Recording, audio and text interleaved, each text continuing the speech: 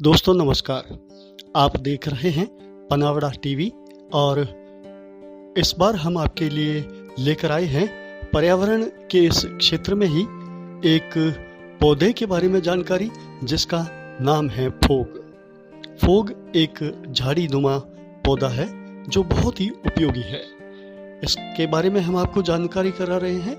मैं हूं आपका दोस्त, आपके साथ अपनी आवाज को लेकर हाजिर हूं, ओम जोशी।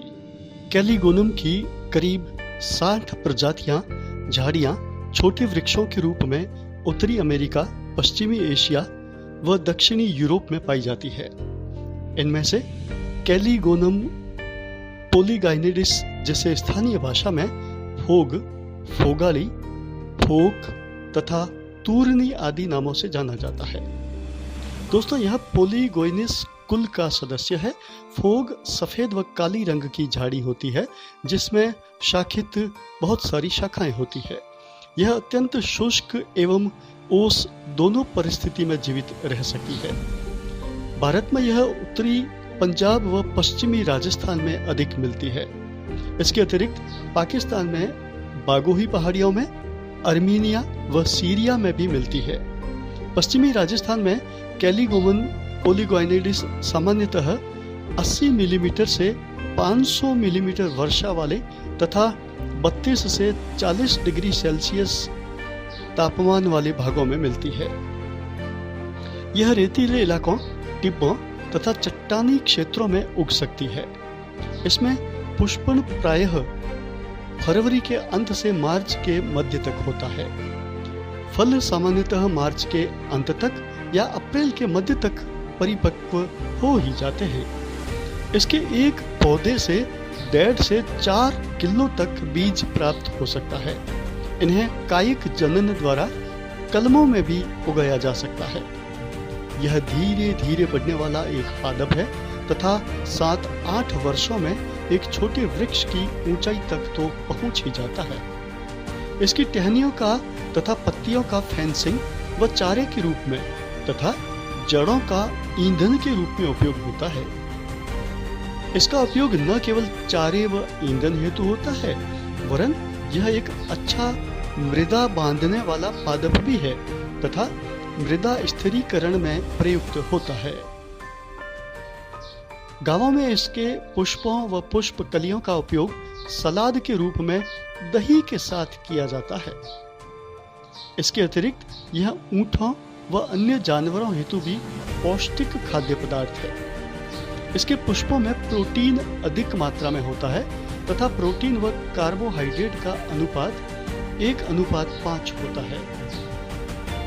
इसके पुष्पों का प्रयोग आग से जलने पर दवा के रूप में तथा इसकी पत्तियों का जूस आइकेलेटेक्स के विष के प्रतिरोधी के रूप में भी होता है। इसकी जड़ों का सत्व कटेचू के साथ मिलाकर गले की खराश में भी प्रयुक्त होता है। फोग का राजस्थान में सांस्कृतिक महत्व भी है। गांवों में फोग के बारे में कई प्रकार की किंवदंतियां प्रचलित है, जैसे कि सांगर फोग थाली को मेवो, अर्थात खेजड़ी की फली, सांगरी और फोग के पुष्प मरु क्षेत्र में शुष्क मेवे के समान है। इसी प्रकार सांगर गनी, कैर तिल, आक गना, कपास, फोगास, फोटिया, बादली बंधे समय की आस भी है। अर्थात यदि खेजड़ी की फली यानी सांगरी अच्छी है तो गेहूं की फसल अच्छी होगी, कैर अच्छा हो रहा है तो तिल की फसल उत्तम होगी। इस प्रकार आक की वृद्धि अच्छी होने पर कपास की फसल अच्छी होगी तथा फोग से पुष्प अच्छा होगा तो अच्छा समय आने वाला है।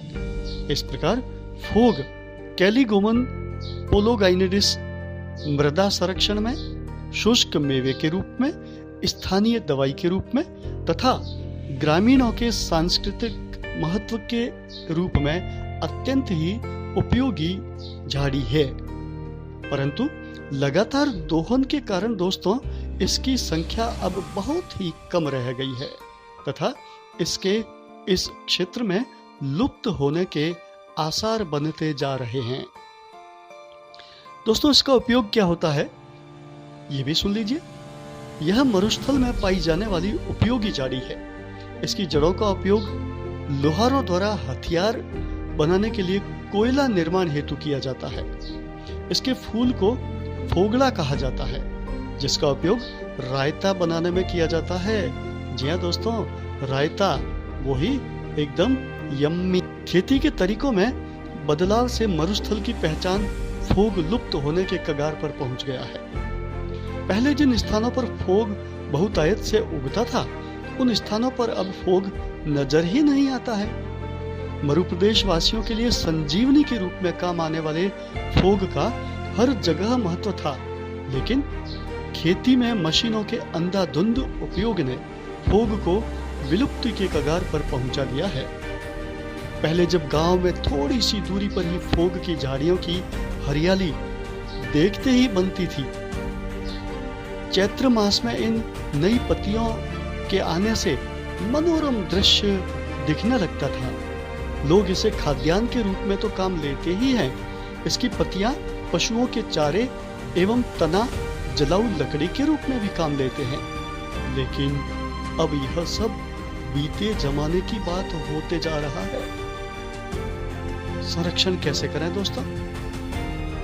इसे अंग्रेजी में कैलीगोमन पॉलीगोइनिडिस कहते हैं, जो international union for conservation of nature and natural resources की रेड डाटा बुक में शामिल करने की सिफारिश सूची में है। IUCN की रेड डाटा बुक के लिए फोग को संकटग्रस्त प्रजाति श्रेणी में रखा गया है। इतिहास में फोग। दोस्तों, ये तो हुई वर्तमान की बात और इंटरनेशनल संगठनों में फोग के संरक्षण की बात। हमारा जो बीता हुआ काल है, इतिहास, उसमें फोग क्या था? प्राचीन नागवंशी लोग पेड़ पौधों अथवा जानवरों को अपना विशिष्ट प्रतीक चिन्ह मानते थे। वर्तमान में अधिकांश नागवंशी जातियां जाटों में शामिल हो गई है। जाटों की एक प्रमुख गोत्र का नाम फोगाट है, जो संभवतः नागवंशियों की संतान है, जो फोग को अपना प्रतीक मानते हैं। फोगाट जाति हरियाणा, राजस्थान और उत्तर प्रदेश में पाई जाती है। एक बार की बात है, बीकानेर के राजा राय सिंह जी के भाई पीथड़ नाम के ख्यातनाम कवि को दिल्ली बादशाह अकबर ने बुरहानपुर भेजा और वहां के सूबेदार बनाए गए। देश से ज्यादा दिन बाहर रहने के कारण उनको देश की याद आ गई। एक दिन वे तफरीह कर रहे थे।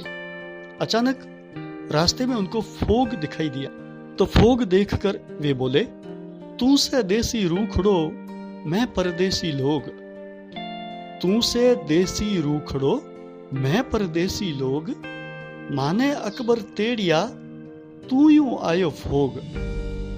डेनमार्क के प्रधानमंत्री एंडर्स फोगटो को नाटो में प्रमुख नाटो के नेताओं ने एंडर्स फोग रेसमुसेन को गठबंधन का नया महासचिव नियुक्त किया है। दोस्तों, ये तो एक संजोग की बात है। अब मैं आपको राजस्थानी में भी फोग की थोड़ी सी महिमा यहाँ की बोली में बता देता हूँ कि भाई फोगरी जड़ भी ऊंडी है। ऊंडी यानी बहुत गहरी। बंतल करता लोग कहवे कि फोग खेजड़ा पाताल रो पानी पीवे, यानी इनकी जड़ें पाताल तक है, वहां का पानी इनकी जड़ें पीती है। खोदता जावे पण आरी जड़ नहीं खूटे। फोग बिरखारो पानी सुई जीवतो रह सके। गर्मिया में हरो रहवे। इरा जड़ बांट सांगो पांग बली तो इनरा पत्ता ने लासू कहवे। गाय, भैंस, बकरी, भेड़ और ऊंट लासू कोडसू खावे, यानी बड़े चाव से खाते हैं इनको ये सब। फोगड़ो फूटियो मिणमिणी ब्याई, भैंसरी धिरियाणी छाछ ने आई। फोगले रे रायते सारू भी लोक में कहबा है के इसके रायते का महत्व सुन लीजिए दोस्तों, कि फोगले रो रायतो काचरी रो साग, फोगले रो रायतो और काचरी रो साग, बाजरी री रोटड़ी जाग्या हमारा भार। यानी अगर फोग का रायता और काचरी का साग मिल जाता है और उसके ऊपर बाजरी का सोगरा, तो फिर कहना ही क्या। दोस्तों, इस तरह से फोग के बारे में बहुत सारी कहावतें इस क्षेत्र में पाई जाती है। कहावतों में कहा भी गया है कि जिस प्रकार फोग की लकड़ी गीली होने पर भी आग पकड़ लेती है, उसी प्रकार सास सीधी हो तब भी अधिकार पूर्वक बहू को फटकार ही लगा देती है कभी कभी। बस मौका मिलना चाहिए उस सास को। खैर, ये तो पंतल थी फोग के बारे में, और फोग के बारे में ये जानकारी आपने सुनी। और अब आप सर्च कीजिए फोग कहाँ कहाँ मिलता है आपके आसपास, और ज़रूर इसका उपयोग कीजिए, इसका संरक्षण कीजिए। पनावड़ा टीवी के अगले एपिसोड में ओम जोशी फिर से हाजिर होऊंगा। जो आपने महत्व सुना फोग का, इस आलेख था संतोष कुमार गोदारा, व्याख्याता और पर्यावरण प्रेमी, जिला बाड़मेर।